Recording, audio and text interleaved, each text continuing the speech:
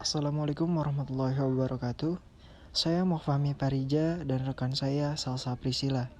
Di sini kami akan menjelaskan tentang teori-teori pendidikan. Materi pembuka yaitu sosok teori dan teori pendidikan. Dalam materi ini dibagi menjadi 3. Yang pertama yaitu sosok teori, yang kedua sosok teori pendidikan, dan yang ketiga klarifikasi teori pendidikan. Yang pertama yaitu sosok teori. Sosok teori ini dibagi menjadi 2, yaitu bentuk dan isi. Untuk bentuk sendiri, dalam pengertiannya yaitu sebuah teori adalah sebuah sistem konsep-konsep yang terpadu, menerangkan, dan meramalkan. Poin yang kedua yaitu tentang isi. Poin yang kedua yaitu isi. Sebuah teori berisi konsep-konsep. Ada yang berfungsi sebagai yang pertama, asumsi atau konsep-konsep yang menjadi dasar atau titik tolak pemikiran sebuah teori. Dan yang kedua, definisi, konotatif atau denotatif, atau konsep-konsep yang menyatakan makna dari istilah-istilah yang digunakan dalam menyusun teori. Selanjutnya yaitu sosok teori pendidikan. Sosok teori pendidikan dibagi menjadi 3. Yang pertama bentuk, yang kedua isi, dan yang ketiga asumsi pokok. Yang pertama bentuk. Sebuah teori pendidikan adalah sebuah sistem, konsep-konsep yang terpadu, menerangkan, dan prediktif tentang peristiwa-peristiwa pendidikan. Yang kedua yaitu isi. Sebuah teori pendidikan adalah sebuah sistem konsep-konsep tentang peristiwa pendidikan. Ada yang berperan sebagai asumsi atau titik tolak pemikiran pendidikan, dan ada pula yang berperan sebagai definisi atau keterangan yang menyatakan makna. Yang terakhir ada asumsi pokok. Asumsi pokok dibagi menjadi 3. Yang pertama, pendidikan adalah aktual. Artinya pendidikan bermula dari kondisi-kondisi aktual dari individu yang belajar dan lingkungan belajarnya. Yang kedua, pendidikan adalah normatif. Artinya pendidikan adalah tertuju pada mencapai hal-hal yang baik atau norma-norma yang baik. Dan yang ketiga, pendidikan adalah suatu proses pencapaian tujuan. Artinya pendidikan berupa serangkaian kegiatan yang bermula dari kondisi-kondisi aktual dari individu yang belajar tertuju pada pencapaian individu yang diharapkan. Dan yang ketiga yaitu klarifikasi teori pendidikan. Klarifikasi ini dibagi menjadi 2 poin. Yang pertama yaitu teori umum pendidikan preskriptif. Teori ini adalah seperangkat konsep-konsep tentang keseluruhan aspek-aspek pendidikan yang menyajikan konsep-konsepnya bertujuan menerangkan bagaimana sebaiknya atau seharusnya peristiwa-peristiwa pendidikan diselenggarakan. Dan yang kedua yaitu teori umum pendidikan deskriptif. Teori ini adalah seperangkat konsep-konsep tentang keseluruhan aspek-aspek pendidikan yang menyajikan konsep-konsepnya bertujuan menerangkan bagaimana peristiwa-peristiwa pendidikan telah dan sedang terjadi dalam masyarakat. Teori pendidikan yang termasuk dalam kelompok ini yaitu yang pertama pendidikan luar negeri atau pendidikan internasional. Yang kedua pendidikan perbandingan atau pendidikan komparatif. Dan yang terakhir yaitu pendidikan historis atau sejarah pendidikan. Selanjutnya yaitu teori khusus pendidikan. Hal ini dibagi menjadi 2. Yang pertama yaitu teori khusus pendidikan preskriptif dan teori khusus pendidikan deskriptif. Yang pertama yaitu teori khusus pendidikan preskriptif. Teori ini adalah seperangkat konsep-konsep tentang sesuatu aspek pendidikan yang menyajikan konsep-konsepnya bertujuan menjelaskan bagaimana seharusnya sesuatu kegiatan pendidikan dilakukan. Teori pendidikan yang termasuk dalam kelompok ini adalah teknologi pendidikan yang antara lain mencakup studi-studi tentang yang pertama manajemen pendidikan, yaitu perencanaan pendidikan, kepemimpinan pendidikan, organisasi pendidikan, dan supervisi pendidikan. Yang kedua yaitu penyusunan dan pengembangan kurikulum pendidikan.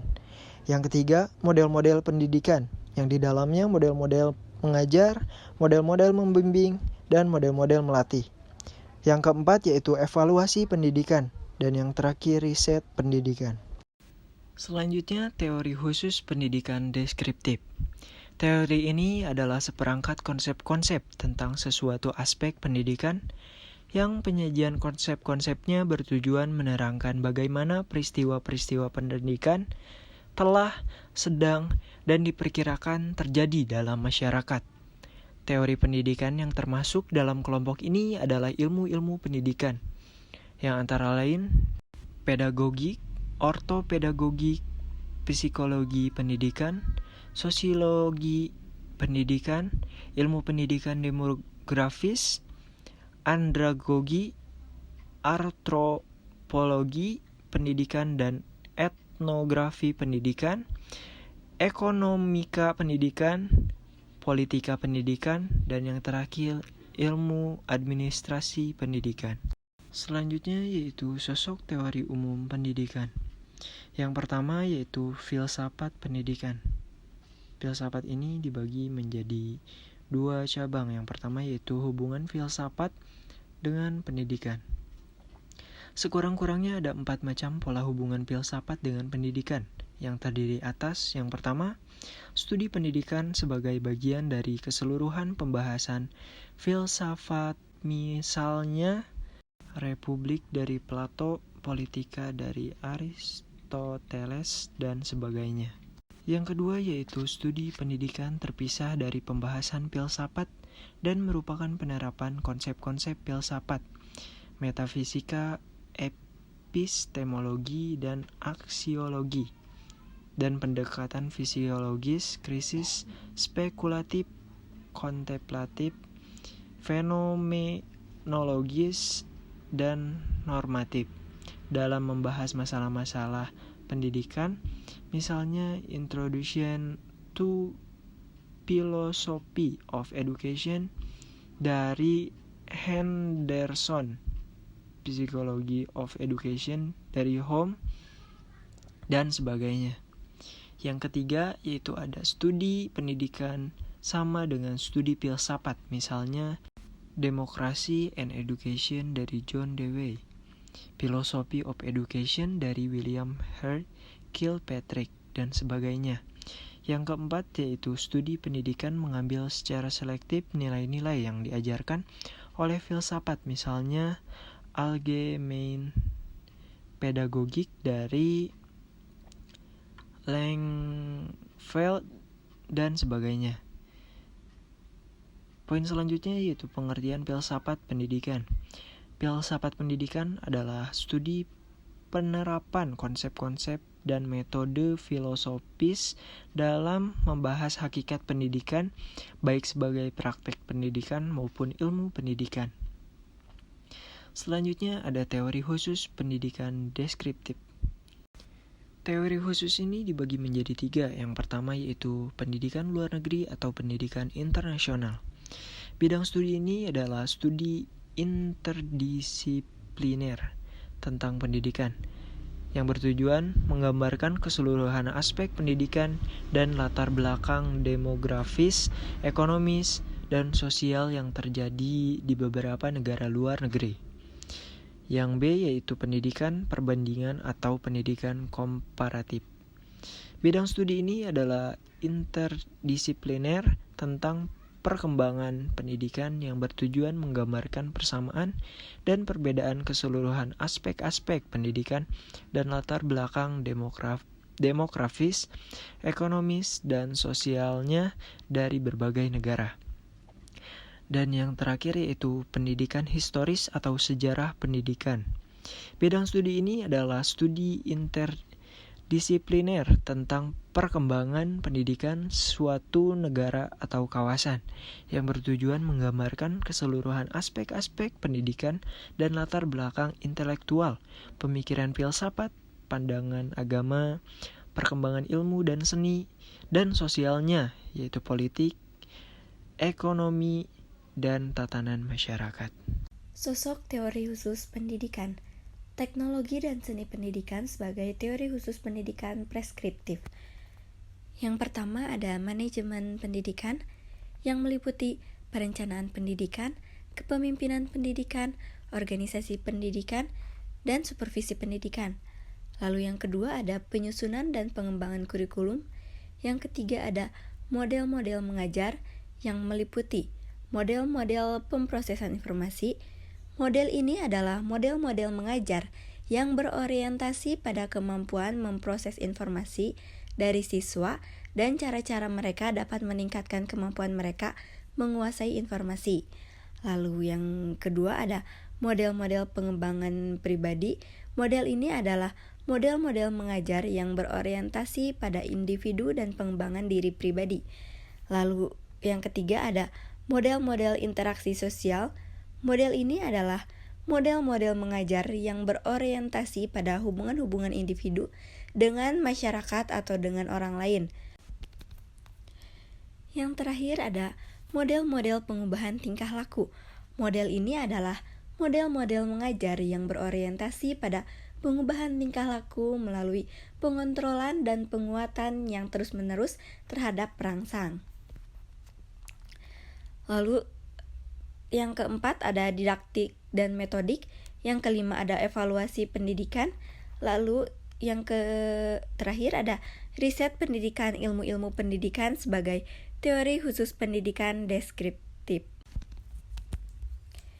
yang meliputi ilmu pedagogik, ilmu ortopedagogik, psikologi pendidikan, sosiologi pendidikan, ilmu pendidikan demografis, andragogi, antropologi pendidikan dan etnografi pendidikan, ekonomika pendidikan, politika pendidikan, dan ilmu administrasi pendidikan. Lalu selanjutnya ada pendidikan seumur hidup. Pendidikan seumur hidup merupakan sebuah sistem konsep-konsep pendidikan yang menerangkan keseluruhan peristiwa-peristiwa kegiatan belajar mengajar yang berlangsung dalam keseluruhan kehidupan manusia. Pendidikan seumur hidup ini digunakan untuk menjelaskan suatu kenyataan, kesadaran, asas, dan harapan baru bahwa proses dan kebutuhan pendidikan berlangsung sepanjang hidup manusia. Lalu ada faktor-faktor yang mendorong perlunya pendidikan seumur hidup. Ada dua, yaitu batasan dan karakteristik. Karakteristik meliputi hidup, seumur hidup, dan pendidikan merupakan tiga istilah pokok yang menentukan lingkup dan makna pendidikan seumur hidup. Lalu yang kedua ada pendidikan merupakan sebuah proses yang berlangsung sepanjang hidup. Lalu yang ketiga ada pendidikan seumur hidup mencakup pola-pola pendidikan formal maupun non-formal. Lalu yang keempat ada rumah dan masyarakat dapat menjadi peranan yang paling penting dalam sistem pendidikan seumur hidup. Yang kelima yaitu lembaga-lembaga pendidikan seperti sekolah, universitas, dan pusat-pusat latihan tentu mempunyai peranan penting, tetapi semuanya itu hanya sebagai salah satu bentuk lembaga PSH atau pendidikan seumur hidup. Yang keenam, ada pendidikan seumur hidup mempunyai dua macam komponen besar, yaitu pendidikan profesional. Komponen tersebut tidak terpisah sama sekali antara satu dengan yang lainnya, tetapi saling berhubungan dengan sendirinya, bersifat interaktif. Lalu yang ketujuh ada pendidikan seumur hidup mengandung fungsi perbaikan terhadap kelemahan-kelemahan sistem pendidikan yang ada. Yang kedelapan ada tujuan akhir PSH adalah mempertahankan dan meningkatkan mutu hidup. Lalu yang terakhir ada pendidikan seumur hidup merupakan sebuah prinsip pengorganisasian semua pendidikan. Lalu perlunya pendidikan seumur hidup. Yang pertama, keterbatasan kemampuan pendidikan sekolah. Pendidikan ini ternyata tidak memenuhi harapan masyarakat. Terlihat antara lain dalam yang pertama, banyak lulusan yang tidak dapat diserap dalam dunia kerja karena mutunya rendah. Lalu yang kedua, daya serap rata-rata lulusan sekolah yang masih rendah karena pelajar tidak belajar optimal. Lalu yang terakhir, ada pelaksanaan pendidikan sekolah tidak efisien sehingga terjadi penghamburan pendidikan. Yang kedua ada perubahan masyarakat dan peranan-peranan sosial globalisasi dan pembangunan mengakibatkan perubahan-perubahan yang cepat dalam masyarakat agar tiap individu dapat mengikuti perubahan-perubahan sosial sepanjang hidup. Lalu yang ketiga ada pendayagunaan sumber yang masih belum optimal. Hal-hal yang perlu dilakukan adalah 1. Penghematan dalam penggunaan sumber yang telah tersedia bagi pendidikan. Yang kedua, perlu digali sumber-sumber baru di dalam masyarakat yang dapat dimanfaatkan untuk proses pendidikan. Lalu yang ketiga, perkembangan pendidikan luar sekolah yang pesat dapat memberikan manfaat kepada masyarakat. Selanjutnya ada kerangka teoritis dan operasional dalam pendidikan seumur hidup, yang terbagi menjadi dua. Yang pertama ada kerangka teoritis pendidikan seumur hidup, dan yang kedua ada kerangka operasional pendidikan seumur hidup. Kerangka teoritis pendidikan seumur hidup terbagi menjadi 4. Yang pertama, orientasi umum. Secara teoritis, pendidikan seumur hidup terdiri dari 3 aspek, yaitu hidup, seumur hidup, dan pendidikan. Lalu yang kedua ada hidup. Ada 3 komponen yang saling berhubungan yang terdiri atas individu sebagai anggota masyarakat dengan mempunyai karakteristik tertentu. Lalu yang kedua ada masyarakat, yang merupakan lingkungan hidup sosial. Lalu yang ketiga, lingkungan fisik atau lingkungan alam, sebagai tempat hidup manusia bagi individu dan anggota masyarakat. Lalu yang ketiga ada seumur hidup. Dalam seumur hidupnya, setiap individu manusia mengalami perkembangan kepribadian, perkembangan yang mencakup kepribadian yaitu fisik, mental, sosial, dan emosional. Tahap-tahap perkembangan sejak lahir sampai mati mengalami tahap-tahap perkembangan yaitu masa balita, masa kanak-kanak, masa anak, masa remaja, masa dewasa, dan masa tua. Peranan umum dan unik. Setiap individu melaksanakan peranan-peranan umum sebagai manusia dan peranan-peranan unik dalam menjalankan tugas-tugas khusus, misalnya sebagai guru, dokter, pengacara, dan sebagainya. Lalu yang terakhir ada pendidikan. Pendidikan sebagai usaha mencapai perkembangan dan perubahan tingkah laku setiap individu melalui hidup mencakup 3 komponen, yaitu yang pertama, landasan-landasan pendidikan, yang kedua, cara-cara komunikasi, dan yang terakhir ada isi pendidikan yang berupa pengetahuan, keterampilan, dan nilai-nilai. Lalu selanjutnya ada kerangka operasional pendidikan seumur hidup. Yang pertama, sebuah sistem pendidikan seumur hidup atau PSH. Komponen-komponen sistem PSH. Yang pertama ada tujuan-tujuan PSH. Semua tujuan yang ingin dicapai dalam PSH, baik tujuan akhir ataupun umum maupun tujuan-tujuan khususnya. Lalu yang kedua, asumsi-asumsi PSH. Konsep-konsep yang menjadi dasar pijakan penyelenggaraan PSH atau karakteristik PSH. Lalu, prinsip-prinsip pengembangan sistem PSH, konsep-konsep yang menjadi dasar pijakan untuk pengembangan sistem PSH. Yang kedua ada sistem belajar di rumah, sekolah, dan masyarakat. Sistem belajar ini mencakup 3 komponen, yaitu manajemen pendidikan, teknologi pendidikan, dan belajar sendiri. Terima kasih atas perhatiannya. Sekian dari kami. Wassalamualaikum warahmatullahi wabarakatuh.